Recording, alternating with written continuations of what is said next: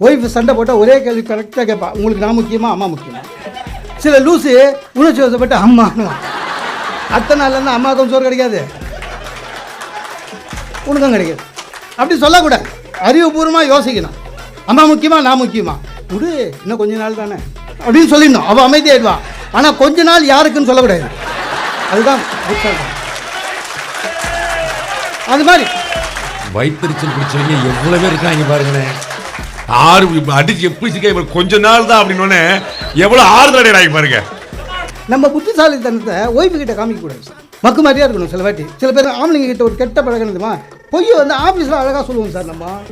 நம்மளை விட படித்தவன் மேனேஜர், நம்மளை விட எக்ஸ்பீரியன்ஸு, அவனையே பொய் சொல்லி ஏமாத்துறோம். வீட்டில் முடியலங்க சொதப்புவோம்.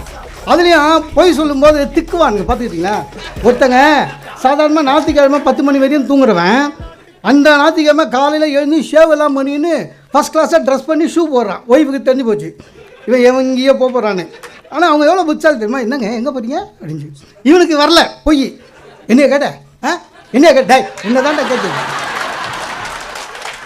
அந்த பொய் சொல்லும்போது என்ன ஆகும், சத்தம் அதிகமாக வரும். என்னைய கேட்ட என்ன தான் கேட்டுது சொல்லு. எங்கள் சேர்மன் வர்றாரு டெல்லியிலேருந்து, ஏர்போர்ட்டுக்கு போகிறேன். அதுக்கு புரிஞ்சு போச்சு. டக்குன்னு என்ன பண்ணிச்சு, விளையாடுற பையனை கூப்பிட்டு இங்கே வா பிள்ளைனை கிட்டத்து பார்க்கணும், நீ அப்பா ஏர்போர்ட்டுக்கு போகிறாரு கூட போகணும்.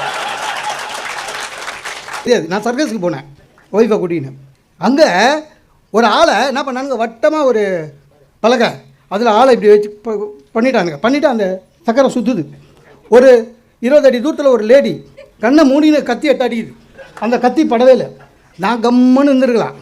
நான் புத்தாலி நினச்சின்னு என் ஒய்ஃபு கிட்ட என்ன பண்ணேன், இங்கே பார்த்தியா சர்க்கஸில் எப்போவுமே இந்த மாதிரி அபாயகரமான விளையாட்டெல்லாம் என்ன பண்ணுவாங்க, ஹஸ்பண்ட் அண்ட் ஒய்ஃபை போட்டுருவாங்க. ஏன்னா அவங்க தான் ஒருத்தர் நல்லா பார்த்து. எங்கள் ஒய்ஃபில் இல்லை அவங்க ஹஸ்பண்ட் ஒய்ஃபில் இல்லை அப்படி.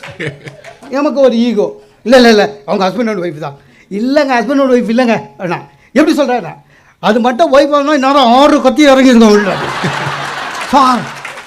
அவள் சொன்ன வேகம் சில வாட்டி வீட்டுக்குள்ளேயே குடும்பத்திலேயேங்க ஆண்கள் சில வாட்டி உணர்ச்சி வசப்பட்டு பேசுவான். சத்தியமாக பேசவே கூடாது. எப்போவுமே அறிவு சம்மந்தமாகவே திங்க் பண்ணணும். அதுவும் இங்கே எஸ்பெஷலி ஒய்ஃபுக்கிட்ட. சார் அதே மாதிரி எதை சொல்லணுமோ அதை சொல்லணும் சார். நிறைய ஆம்பளைங்களுடைய பெரிய மைனஸ் பாயிண்ட் என்னதுமா, ஒய்ஃபுக்கிட்டே தம்படி அடிப்பான். ஏன்டா ஒய்ஃபுக்கிட்டே சார் நான் மாட்டியிருக்கேன். ஒரு நாள் உற்சாகத்தில் என்ன பண்ணிட்டேன், என் வேல்யூ உனக்கு தெரியல, என் பே ஸ்லிப்பை மட்டும் எந்த பேங்க்கில் காமிச்சாலும் 10 லட்ச ரூபா பர்சனல் லோன் தருவான் அப்படின்னு. அது உண்மை. ஆனால் அதை தம்பட்டை அடிக்கக்கூடாது ஒய்ஃபுக்கிட்ட. சார் அந்த நாத்தியம் கரெக்டாக எங்கள் மாமனார் வந்து காலிங் பில் அடிக்கிறார் சார். திறந்தா மாமனார் என்னம்மா என்ன பொண்ணில் மாப்பேன் சின்னவளுக்கு கல்யாணம் பண்ணலான்னு முடிவு பண்ணிட்டாங்க. யார் மச்சன்சிக்கு கல்யாணம்னா நமக்கு எப்படி இருக்கும், எவ்வளோ கஷ்டமாக இருக்கும் தெரியுமா சார். இப்படி தான் மடக்குன்னு குடிக்க தோணும்.